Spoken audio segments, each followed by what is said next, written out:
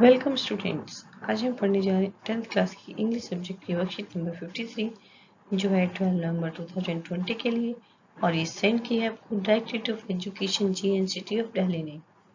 आज की जो वर्कशीट है इसका टॉपिक है लेसन नंबर 3 से, जो आपकी बुक फर्स्ट फ्लाइट में है, 2 स्टोरीज अबाउट फ्लाइंग। इससे पहले आप इसका पार्ट 1 पढ़ चुके हैं, हिज फर्स्ट फ्लाइट। इसमें इसका जो सेकेंड पार्ट है वो ब्लैक एरोप्लेन। चलिए पढ़ते हैं। Read the following extract and answer the questions that follow. नीचे एक पैराग्राफ दिया है, उसे पढ़ना है। उसके बाद इसके बाद कुछ क्वेश्चंस हैं, उनके आंसर करने हैं। This is a mysterious story. ये एक रहस्यमय कहानी है। The writer was flying his Dakota aeroplane. Writer जो है अपना Dakota एरोप्लेन उड़ा रहा था। Suddenly he was caught in a big cloud. अचानक बड़े बादल में घिर जाता है। And his compass, radio and other instrument failed. और एरोप्लेन की जो इंस्ट्रूमेंट है वो फेल हो जाते हैं। There was not much fuel in his plane. उसकी जो प्लेन है उसमें ज्यादा फ्यूल भी नहीं बचा है। Suddenly he saw a black aeroplane near him. तभी वो एक ब्लैक एरोप्लेन देखता है अपने पास में। The pilot in that plane guided him. जो पायलट था उस प्लेन में वो उसे गाइड करता है। As a result, he was able to land safely. और जिसकी वजह से वो सुरक्षित लैंड कर जाता है। But he was greatly surprised. और उसे बहुत आश्चर्य होता है when the woman at the control center.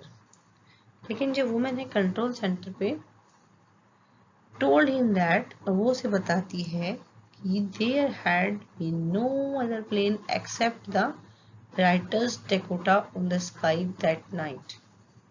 अब जो एयरपोर्ट पे जो कंट्रोल सेंटर होता है वो उसे वहाँ पे जो वुमेन है वो कहती है कि आपके एरोप्लेन के अलावा वहाँ पर कोई भी एरोप्लेन नहीं उड़ रहा था।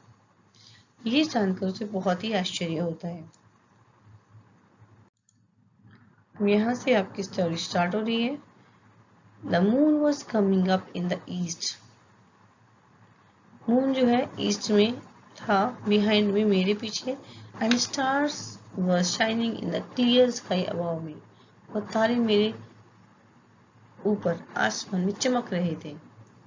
आसमान जो था बिल्कुल साफ था। There was not a cloud in the sky.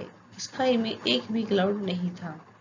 I was happy to be alone high up with the sleeping countryside. जो सो रहे थे कंट्री साइड में लोग, उनसे ऊपर उड़ते हुए मुझे खुशी महसूस हो रही थी।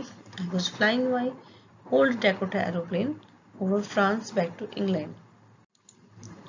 मैं अपना पुराना डेकोटा एरोप्लेन, ये डेकोटा जो है एरोप्लेन का नाम है, फ्रांस से जा रहा था इंग्लैंड में। I was dreaming of my holiday and looking forward of being my with the family. I looked at my watch at 1:30 in the morning.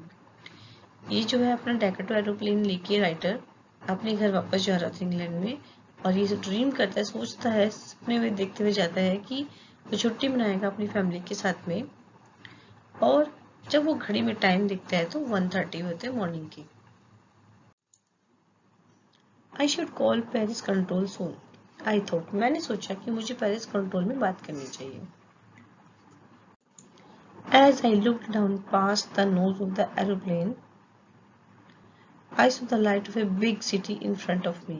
और जैसे मैं अपनी आगे, यहाँ नोज का मतलब जो है आगे का जो हिस्सा होता है एरोप्लेन का, उसके ऊपर से आगे नीचे की तरफ देखता हूँ दूर, तो मुझे सिटी में क्या दिखा देता है, लाइट दिखाई देती है अपने आगे। I checked the map and the compass. मैं मैप को चेक करता हूँ और कंपास को भी। Switch over to my second and the last fuel tank.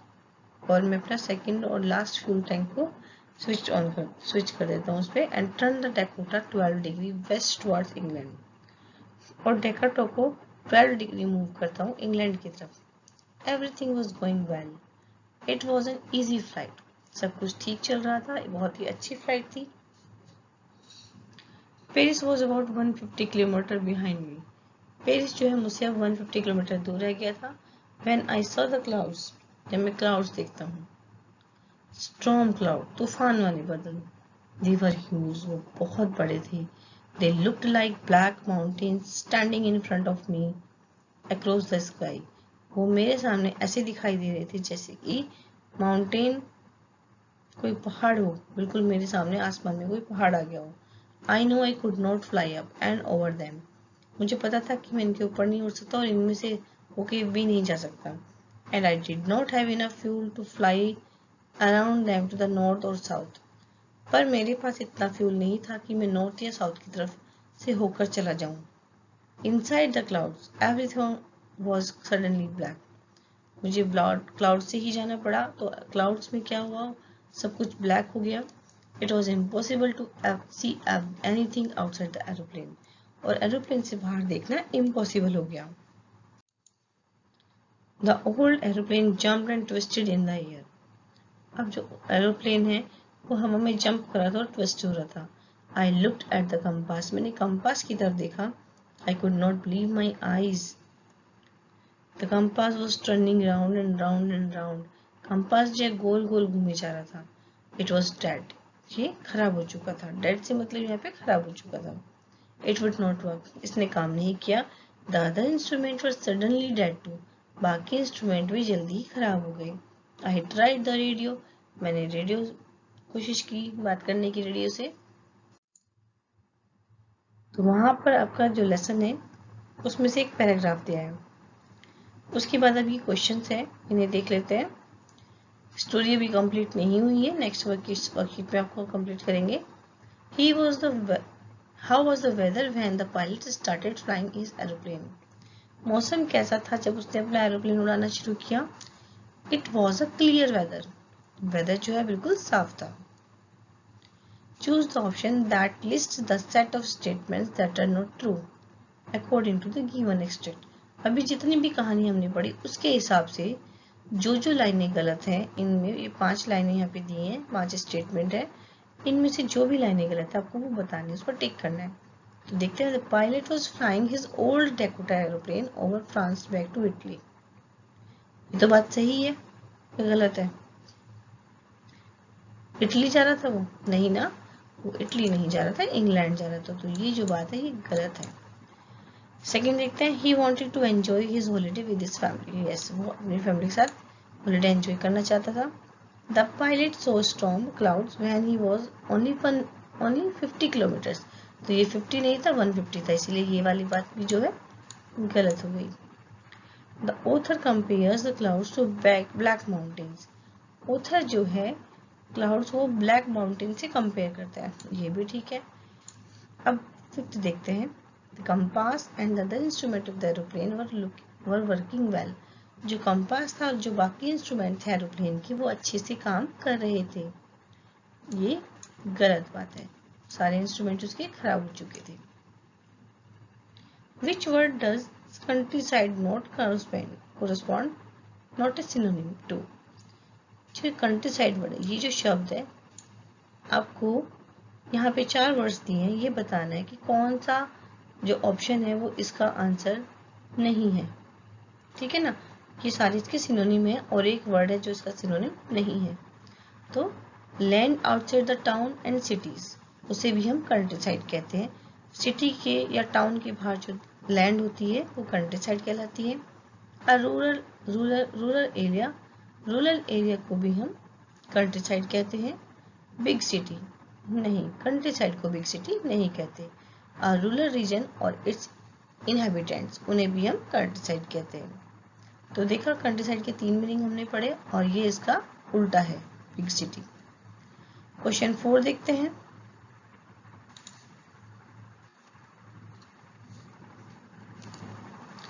Describe author's feeling while he was flying his aeroplane back to England.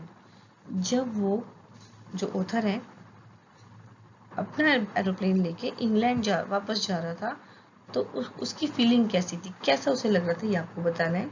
और ज़्यादा बड़ा आंसर नहीं लिखना, 20 से 30 वर्ड्स लिखा है, तो इतना ही लिखना है, एक्स्ट्रा नहीं लिखना. What happened when the author turned the aeroplane 12 degree west towards England? क्या होता है जब ऑथर अपना एरोप्लेन 12 डिग्री वेस्ट इंग्लैंड की तरफ टर्न कर देता है? तो ये आपको 40 से 50 वर्ड्स में लिखना है. इसके आंसर नेक्स्ट स्लाइड पर है, देख लेते हैं. फोर्थ का आंसर देखते हैं। The author was very excited while he was flying his aeroplane back to England. Author जब बहुत ही एक्साइटेड था जब वो वापस इंग्लैंड के लिए जा रहा था, because he wanted to spend his holidays with his family at home, क्योंकि वो अपनी फैमिली के साथ हॉलीडे मनाना चाहता था होम घर पे। फिर से देखते हैं, क्वेश्चन में पूछा था कि जब वो 12 डिग्री वेस्ट मुड़ जाता है इंग्लैंड के लिए तो क्या होता है।